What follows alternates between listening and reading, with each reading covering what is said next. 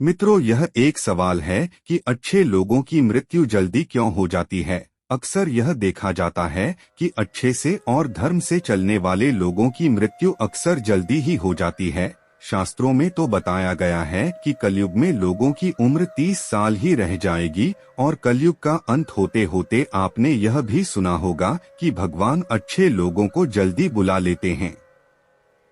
यह फैसला तो भगवान ही करते हैं कि किसकी उम्र कितनी है। आप यह कहावत भी जरूर सुनेंगे कि जितनी चाबी भरी राम उतनी ही तमाशा करते हैं। दोस्तों, इस कहावत से साफ हो जाता है कि किसकी मृत्यु कब होती है, यह भगवान ही तय करते हैं। वैसे तो अच्छे लोगों की मौत जल्दी हो जाने के पीछे कई कारण होते हैं, लेकिन पहले कारण को समझने के लिए आपको यह जानना होगा कि हम जो कुछ भी इस जन्म में करते हैं उसका जवाब हमें ऊपर यमराज को देना होता है।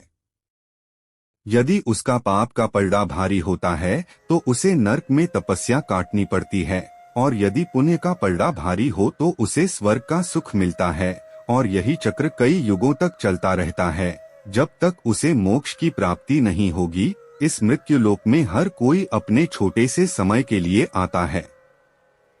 कोई आत्मा इंसान बनता है तो कोई जानवर के शरीर में प्रवेश करता है। ये उसके संबंधित कर्मों के आधार पर ही तय होता है। इसके अलावा उनके जन्म देने वाले माता पिता के संस्कार भी उनके अंदर आते हैं। इसके बाद वो जो कर्म करेगा उसके होश से उसे पुण्यात्मा या फिर दुरात्मा कहा जाता है। अब यही पुण्य आपकी मृत्यु की तारीख को भी बदल देते हैं। जिस तरह से एक जज जेल में रहने वाले कैदी के व्यवहार को देखकर उसकी सजा कम कर देता है, ठीक उसी तरह भगवान भी देखते हैं कि इंसान मौत में जाने के बाद अच्छा कर्म कर रहा है और उसे अपने किए की सजा मिली है। और जब उन्हें लगता है कि अब उसे मृत्यु लोक में नहीं रहना चाहिए, तब वह उसे बुला रहे हैं। अच्छे लोग अपने पाप का फल जल्दी ही काट लेते हैं। भगवान के विधान के अनुसार प्रत्येक व्यक्ति को केवल इतना ही दंड दिया जाना चाहिए जितना कि पाप किया जाता है। अब क्योंकि अच्छे लोगों के पाप कर्म बुरे लोगों के पाप कर्मों की तुलना में अधिक होते हैं, इसलिए अच्छे लोग अपने पापों का फल जल्दी ही कम लेते हैं।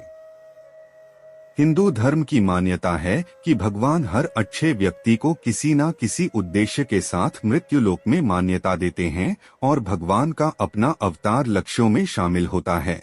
इसीलिए जब वो उद्देश्य जल्दी हो जाते हैं तब भगवान उन्हें वापस बुला लेते हैं। अच्छे लोगों की मौत उनके अच्छे कर्मों पर ही लगातार करती है।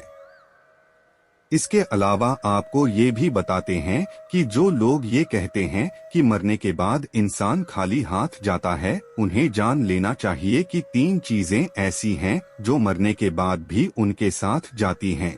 एक है विशिष्ट कर्म, दूसरा है स्मृति और तीसरा है जागृत। इसीलिए अब आप किसी से ये मत कहना कि आप खाली हाथ आए थे और खाली हाथ छोड़ देंगे। मित्रों, जब हमारे कर्म पूरे हो जाते हैं और इस जीवन के लक्ष्य प्राप्त हो जाते हैं तो प्रभु हमें परलोक में एक सहज स्थान प्रदान करते हैं।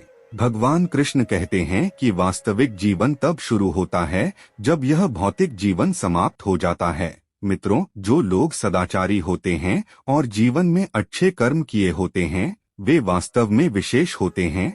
जब उनकी मृत्यु का समय निश्चित हो जाता है तो दोस्तों, वे इस दुनिया को छोड़कर आगे की यात्रा जारी रखते हैं।